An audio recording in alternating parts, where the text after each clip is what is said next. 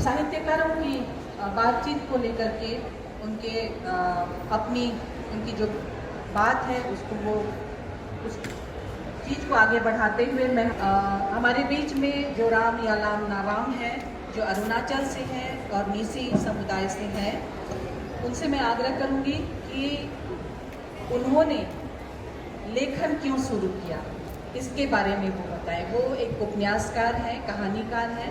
मैं उनसे आग्रह करूंगी। अरुणाचल को हम लोग हिंदी प्रदेश कहते हैं, वो हिंदी में लिखती हैं, लेकिन वो क्यों लिखती है ये उनसे आग्रह की बताएं। धन्यवाद। आप सभी को प्रणाम, सभी को नमस्कार, मेरा प्रेम, बहुत बहुत धन्यवाद। मैंने लिखना क्यों शुरू किया एग्जैक्टली उस चीज़ के बारे में एक शब्द या उसको ऐसे तो नहीं कह सकती, लेकिन आपके भीतर कोई चीज़ हमेशा रहती है जिसको मैं कहती हूँ कि वो पेन है, दर्द है, और जिसके भी भीतर पेन दर्द है तो वो कितना गहरा है। और वो दर्द सिर्फ अपने लिए नहीं होता है।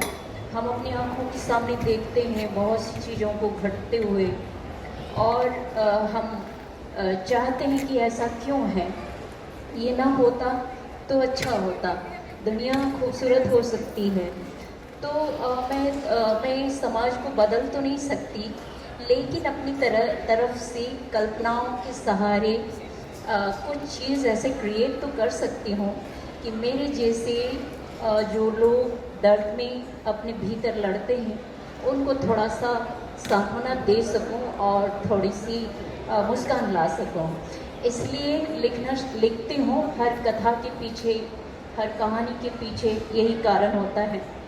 और आदिवासी के बारे में कहूँ तो यही है कि इस देश के जो इंडिजीनियस लोग हैं, कहते हैं कि यही इंडिजीनियस है, और उन्हीं को जो है कानूनी जो कागजात है, बहुत महत्वपूर्ण कागजात है, सेंसस के कागजात में हमारा नाम मौजूद नहीं है।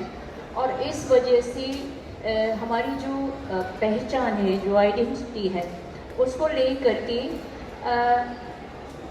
सभी कहते हैं कि हम यहीं के हैं, लेकिन हमारे ही नाम को सरकारी महत्वपूर्ण कागजात में स्वीकार नहीं किया जाता है, और हमको अन्य यानी गैर के जो कॉलम में हमको लगाना पड़ता है। तो हम लोग बहुत कंफ्यूज हो जाते हैं कि हम कौन हैं। आप कहते हैं आप मूल निवासी इंडिजीनियस हैं, लेकिन हम पूछ रहे हैं कि हम कौन हैं, क्योंकि आपकी सरकारी कागजात हमें ऐसा पूछने पर मजबूर कर रही है। तो इस वजह से हमारी आइडेंटिटी, हमारा नाम, किसी की भी पहचान उसके नाम से शुरू होती है, और जब हमारा नाम ही सेंसस की कागज़ में ना हो तो ये एक तरह के बहुत ज़्यादा भ्रम पैदा करता है। और इसी भ्रम की वजह से हमारे जो हम सभी की जो लड़ाई है, संघर्ष है भीतर, कि हम हर रोज़ पूछते हैं कि हम कौन हैं इस देश के। तो इसी से प्रेरित होकर के बहुत सी चीज़ें मैं लिखती हूँ। सीधा नहीं कहती हूँ, लेकिन सीधी उंगली से मैं निकाल भी नहीं सकती तो इसीलिए, क्योंकि जिन तक अपनी आवाज़ पहुंचाना चाहती हूँ वे भी हमारे अपने हैं, मनुष्य हैं, तो उन तक पहुंचने के लिए हमको लिटरेचर का सहारा लेना पड़ता है, कि क्योंकि आपके भीतर भी दर्द है, तो हमारा दर्द आप जानेंगे तो हम एक हैं, तो उस चीज़ को समझा सकें, अपनी बात पहुंचा सके, इसलिए कहानियाँ लिखती हूँ। उपन्यास एक लिखा है जंगली फूल, और 2 कहानी संग्रह, अभी एक है तनी कथाएं, राजकमल प्रकाशन समूह से आया है। ये रिसर्च बेस्ड बुक है। इसमें मैंने सेंसस की बात उठाई है, और सबसे पहले कि किसी भी समाज, किसी भी संस्कृति का जो है दर्शन के बिना कोई भी समाज संस्कृति नहीं होता है। प्रत्येक संस्कृति की अपना दर्शन होता है। तो अगर किसी समाज के दर्शन वो लिखित में होता है, हमारे पास लिखित में नहीं है, तो इसका ये अर्थ नहीं है कि हमारे पास नहीं है।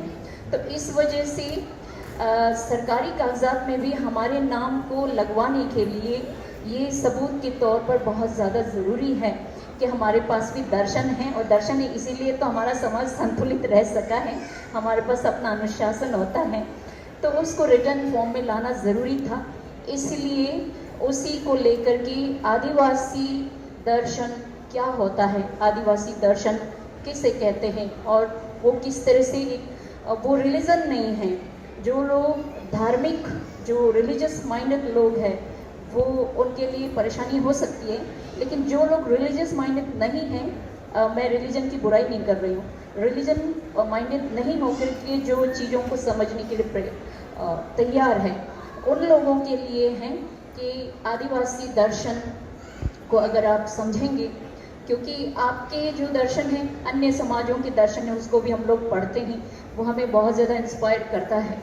और जो लिखित दर्शन है, उन्हीं ने हमको प्रेरित किया कि आपके पास भी दर्शन है, उसको भी लेके आओ, ताकि आपका दर्शन, हमारा दर्शन सब मिल करके इस संसार को सुंदर बना सके। तो इसीलिए हमने ये लिखा है, वो राजकमल प्रकाशन में ये जो है इस साल आई है किताब, तो ये दर्शन पर काम है। बाकी कहानियाँ तो है ही, और क्या बताऊँ। बहुत बहुत धन्यवाद।